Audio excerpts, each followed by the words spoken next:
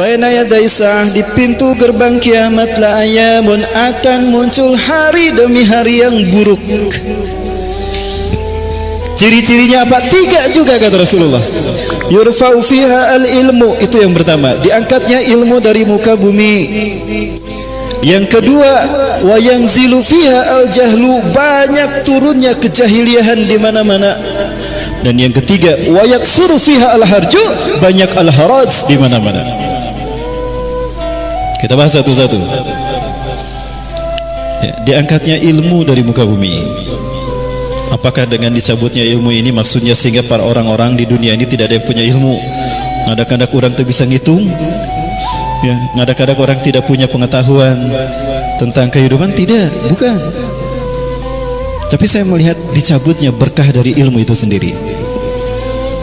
Apa fungsi ilmu? Ilmu berfungsi untuk membuat orang dari tidak tahu menjadi tahu, dari tidak faham menjadi faham, dari tidak bisa menjadi bisa, bahkan dari susah menjadi senang, dari menderita menjadi bahagia. Itu fungsi ilmu kan? Nah, faktanya Bapak Ibu sekalian, berapa banyak sarjana di wisuda setiap tahunnya ini? Setahun itu kira-kira, atau sekali wisuda berapa banyak sarjana yang di wisuda? S1, S2. Bahkan banyak profesor, tidak sedikit profesor yang dikukuhkan dalam spesifik bidang mereka masing-masing. Kaya kita dengan perbedaan para ilmuwan, tapi faktanya bangsa kita makin sejahtera tidak? Idealnya makin banyak polisi, harusnya makin aman bangsa ini. Sekarang polisi banyak di mana-mana, makin aman tidak bangsa kita? Ini mungkin isyarat Allah mencabut ilmu dari muka bumi. Dan Rasulullah SAW menyebutkan, Inna Allaha la yarfa'ul ilma minad dunya irtifan atau intizaan mubasyarah.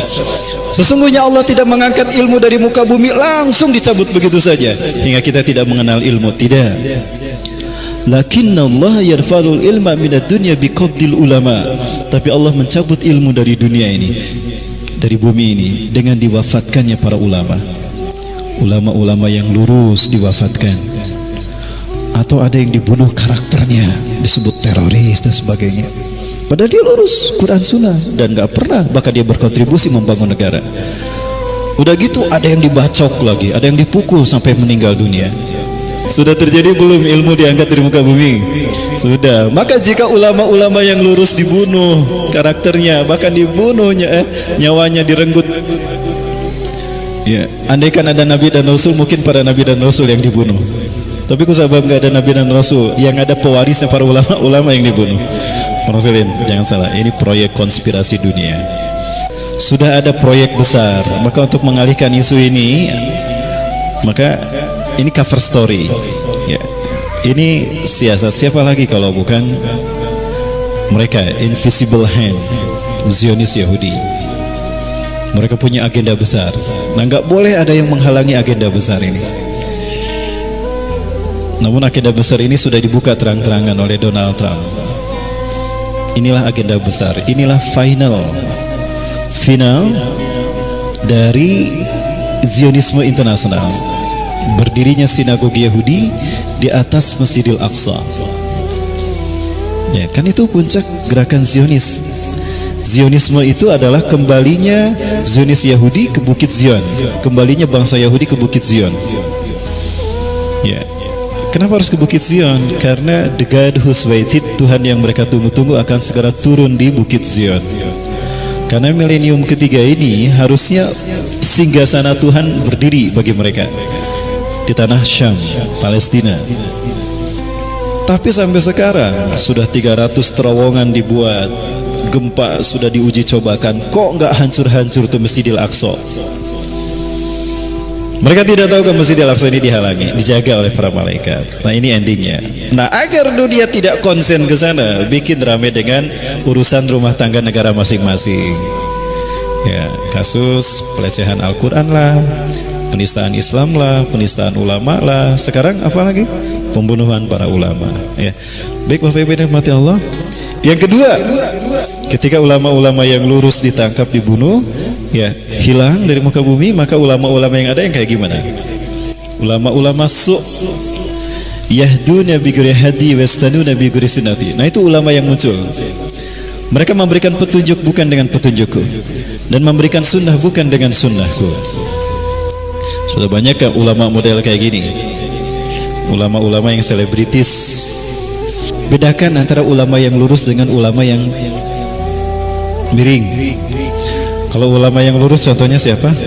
Saya. Amin. Kalau yang tidak lurus contohnya, kalau zaman Rasul ada Abu Jahal, ada Abu Lahab. Kalau zaman sekarang ada Abu Janda. Nah, itulah contohnya ya. Baik, Bapak Ibu sekalian, yang ketiga, wa yaksuru fiha al-harju. Ketika ilmu diangkat, kejahilian muncul di mana-mana. Maka yang ketiga, al-haraj di mana-mana. Para sahabat bertanya, "Wa ma huwal harju ya Rasulullah?" Apakah al-haraj itu ya Rasulullah? Al-harju huwa al-qatslu al-qatslu. Al-haraj adalah pembantaian.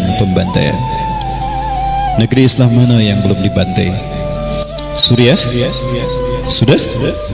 Palestina, Irak, Afghanistan, Mesir, Yaman, sudah. Berarti 3 indikator kita berada di pintu gerbang kiamat sudah terjadi, dan itu dalam skala hari. Ya, paradigmanya hari, bukan lagi tahun. Baik, Bapak Ibu dirahmati Allah, ada satu penjelasan menarik.